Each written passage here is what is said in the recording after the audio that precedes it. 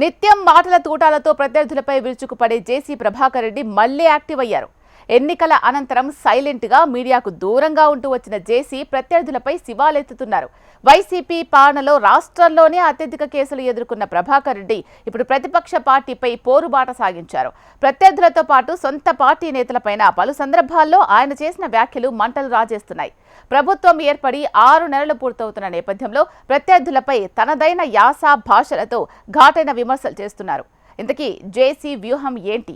తాడిపత్రి రాజకీయాల్లో ఏం జరుగుతోంది చూద్దాం. జేసీ ప్రభాకర్ రెడ్డి ఈ పేరు తెలియని వారు దాదాపు తెలుగు రాష్ట్రాల్లో ఉండరు. ఫైర్ బ్రాండ్గా, ముక్కుసూటి వ్యక్తిగా ఆయన అందరికీ సుపరిచితుడే. ఉమ్మడి ఆంధ్రప్రదేశ్ కాలంలోనే జేసీ బ్రదర్స్గా అనంతపురం రాజకీయాలను శాసించారు. 2019లో జగన్ ప్రభుత్వం వచ్చాక కేసులకు భయపడి మిగతా టీడీపీ నేతలు కొంత సైలెంట్ అయినా అనంతపురం జిల్లాలో ఫ్యాన్ పార్టీని ధీటుగా ఎదుర్కొన్నారు జేసీ. వ్యాపారాలకు ప్రతికూల పరిస్థితులు ఏర్పడినా ఏమాత్రం వెనక్కి తగ్గలేదు. ఓవైపు వైసీపీ అధిష్టానం, మరోవైపు ఆ పార్టీ స్థానిక లీడర్లతో ఢీ అంటే ఢీ అనే రేంజ్లో తలపడ్డారు. కొన్ని వివాదాల్లో కేసులు పాలు కూడా అయ్యారు. తాడిపత్రి మున్సిపల్ చైర్మన్గా నియోజకవర్గంలో టీడీపీకి పెద్ద దిక్కుగా ఉంటూ అన్నీ తానై వ్యవహరించారు జేసీ. గత ఎన్నికల్లో ఏపీలో ఎన్డీఏ కూటమి ఏర్పాటయ్యే వరకు జేసీ ప్రభాకర్ రెడ్డిని వివాదాలు వెంటాడాయి. అసెంబ్లీ ఎన్నికల సమయంలో తాడిపత్రిలో వైసీపీ, టీడీపీ శ్రేణుల మధ్య చెలరేగిన ఘర్షణలు, రాళ్ల దాడులు రాష్ట్ర వ్యాప్తంగా సంచలనం రేకెత్తించాయి. ఆ టైంలోనూ తన వర్గానికి అండగా ఉన్నారు జేసీ. తాడిపత్రి అల్లర్ల నేపథ్యంలో జేసీ ప్రభాకర్ రెడ్డి వర్గంతో పాటు అప్పటి ఎమ్మెల్యే పెద్దారెడ్డి వర్గాన్ని కొద్ది రోజులు తాడిపత్రిలోకి వెళ్లకుండా పోలీసులు కట్టడి చేశారు. శాంతి భద్రతలకు విఘాతం కలుగుతుందన్న కారణంతో పోలీసులు గట్టి చర్యలు తీసుకోవాల్సి వచ్చింది. ఇటు కేంద్రంలో, అటు రాష్ట్రంలో కూటమి ప్రభుత్వం కొలువుదీరడంతో పాటు పలు అంశాలు కలిసి రావడంతో జేసీ తాడిపత్రికి తిరిగి వెళ్లారు. అప్పటి నుంచి మీడియాకు, వివాదాలకు కాస్త దూరంగా ఉంటూ వచ్చిన ఈ తాడిపత్రి మున్సిపల్ చైర్మన్ కొంతకాలంగా మళ్లీ యాక్టివ్ అయ్యారట. తాడిపత్రిలో తన మార్క్ రాజకీయం చూపించాలని డిసైడ్ అయ్యారట.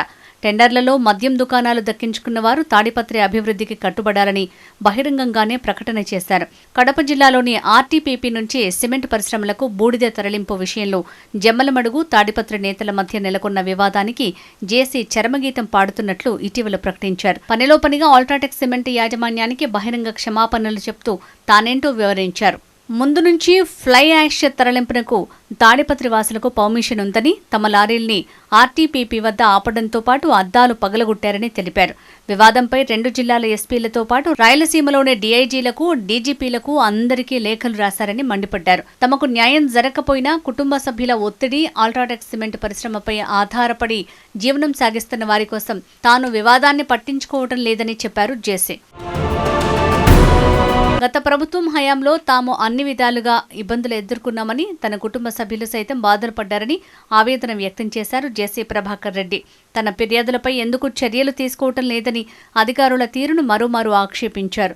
మాజీ సీఎం జగన్తో పాటు అప్పటి రవాణా శాఖ మంత్రి పేర్ని నానిపై మాటల తూటాలతో జేసీ విరుచుకుపడ్డారు. ఏ తప్పు చేయలేదని నిరూపించుకోవాలని, లేకపోతే జైలుకు వెళ్లాలని ప్రతిపక్ష నేతలకు సవాల్ విసిరారు. గత ప్రభుత్వ హయాంలో తనపై పెట్టిన కేసులను ధైర్యంగా ఎదుర్కోవాలని, 120 రోజులు జైల్లో గడిపి వచ్చానని చెప్పుకొచ్చారు. తన దాకా వస్తే కుటుంబం, మహిళ అని సింపతి కార్డు చూపిస్తున్నారని పరోక్షంగా పేర్ని నానిపై ఆగ్రహం వ్యక్తం చేశారు. పేర్ని నానికి ఆడవాళ్లంటే గౌరవం ఉందా?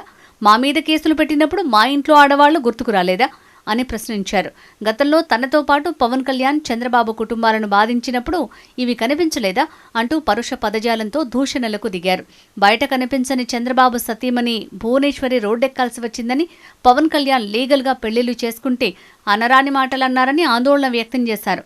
కొల్లు రవీంద్ర, అచ్చెన్నాయుడు వంటి వారిపై కేసులు పెట్టి వేధించినప్పుడు ఏమైందని ఆగ్రహం వ్యక్తం చేశారు. పేర్ని నాని రవాణా మంత్రిగా ఉన్నప్పుడు జేసీ ట్రాన్స్పోర్ట్ వ్యాపారాన్ని దెబ్బతీయటానికి తనతో పాటు తన భార్య ఉమారెడ్డిపై 12 కేసులు పెట్టారని, ఆ కేసుల వివరాలతో జేసీ ప్రభాకర్ రెడ్డి ఫ్లెక్సీ ప్రదర్శించారు. ఇప్పుడు పేర్ని నాని దొంగ ఏడుపులు ఏడుస్తున్నారన్నారు. పేర్ని నాని లాంటి వాళ్లను వదిలిపెట్టొద్దని సీఎం చంద్రబాబును కోరుతున్నానన్నారు.